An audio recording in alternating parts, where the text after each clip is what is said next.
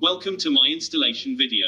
In this video I show you how you can turn this bathroom into a feel-good oasis and make it watertight and demountable. Especially for tenants, it has to be demountable so that they can quickly restore it to its original state when they move in. All we need for the installation is spirit, kitchen roll, pencils, folding ruler, cutter knife for scribing and cutting, fitting pliers, silicone press and silicone in the desired color, sealant for the fitting, silicone peel-off profiles, and if you want to install Kuberit rails or normal aluminium rails, a metal handsaw, a sawing aid for the mitres, if you are laying the floor, knee pads and a hot air gun. The link can be found in the description. The first thing to think about is the bond, whether you want a half bond, a third bond or a mixed bond, or in the floor area the cross bond is also very popular. And also which peel-off profile you want to use for the silicone joints later, because the smaller the silicone joint is to be later, the less distance there should be from the connection joint when laying. But now we start and clean all the surfaces with spirit or glass cleaner to degrease them. Then we cut out the silicone joints with the cutter knife. Afterwards we sweep up the silicone residues and vacuum the remains out of the joints with a hoover. If you can turn off the water in your bathroom, it's a good idea to remove the shower or bath tap with the tap pliers and also clean the area behind it so that you don't have to make any pipe cuts that you'll have to seal later with the extra sealing foils provided. All the threads work in the same way as on a cola bottle. You turn off counterclockwise and tighten clockwise. You simply mark the spot where the pipes stick out and cut out a hole so you can lay it without cutting the pipes. The best way to do this is to heat the tile to 50 degrees with a hot air gun and then cut along the pencil mark with the cutter knife. The best way to do this is with a rake knife. Always cut away from the body and the hands and never in the direction, because you can slip off, for example. Do not press the tile down completely when positioning it, as this makes it easier to reposition the tile. You can also start by peeling off only a 15 cm corner of the protective paper and then folding it over so that the tile is easier to position at the beginning. When it is in place, you can press the corner on completely, peel off the protective paper completely from behind and press the tile on completely. When doing this, the overhanging foil seal must not be pressed into the recesses of a tile joint, because the next tile must still be able to reach the foil seal everywhere so that it can weld itself to it.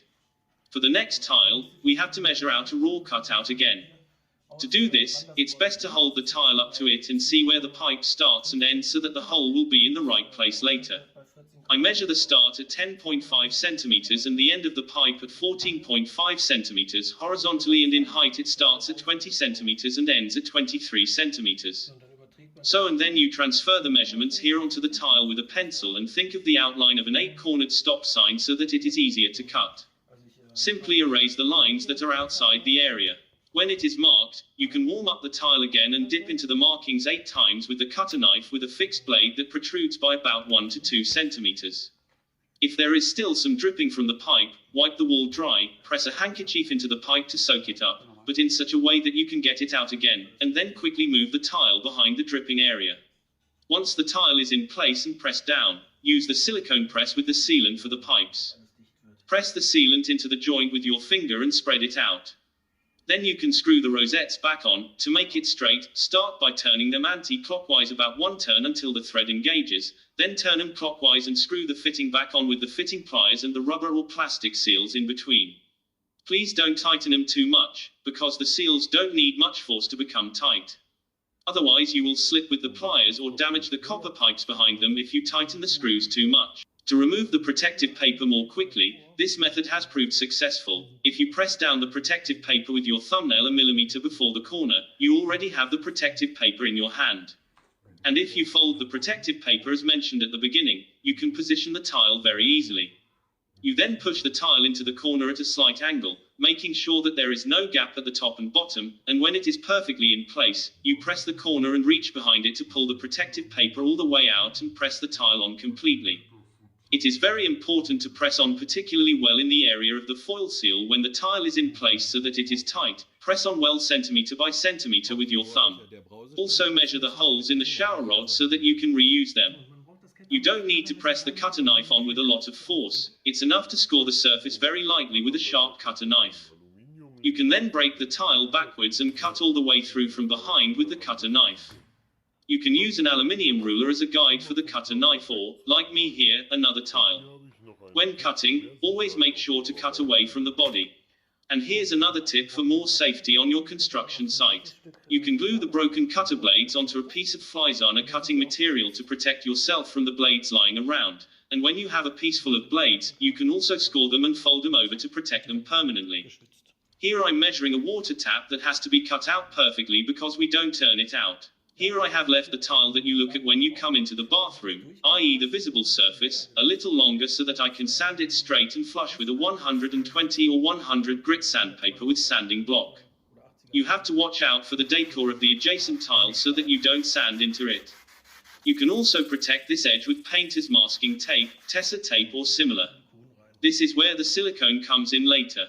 And if you have made a mistake and only need to trim a little bit or trim straight, you can use a fliesana scrap piece and just stick it on there and then just run the cutter knife along it a lot until it is through. After the 4th or 5th time, you have done it and cut off the little piece completely.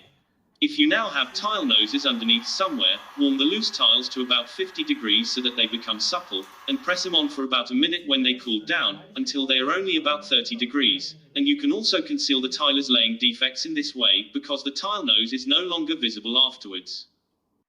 And when you are finished, the bathroom looks like this.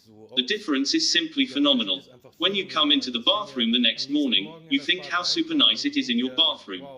Look at the semi-joint, how beautifully the tiles come into their own with it. You get the old tiles hidden for little effort and get a beautiful natural stone design bathroom and have no building rubble, no noise, the pictures speak for themselves. You can get the fliesana system in many DIY stores. Just ask for fliesana or the DC Fix wall tiles. Or go to our internet site and look under fliesana.com. Have fun with the installation and thank you for watching the video to the end, and if you know someone who still has to put up with old tiles in their bathroom, make them very happy and share the video with them, they will be very grateful. Before you resort to tile paint or tile stickers, do it right and go for fliesana. Get your samples now at fliesana.com. If you like the video, leave a thumbs up or a comment. If you don't want to miss anything on this channel, you can subscribe to it with the bell function.